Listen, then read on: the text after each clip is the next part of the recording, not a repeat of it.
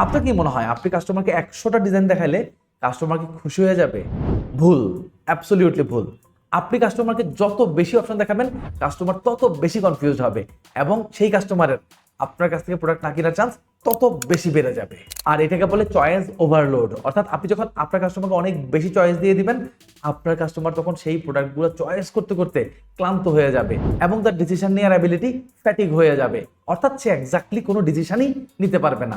আর এই কারণেই আপনি এমন কোনো শপ অর্থাৎ জুয়েলারি কিংবা ঘড়ির দোকানে যদি যান, আপনি দেখবেন আপনাকে সবসময় 2টা বা 3টা অপশন দেওয়া হবে।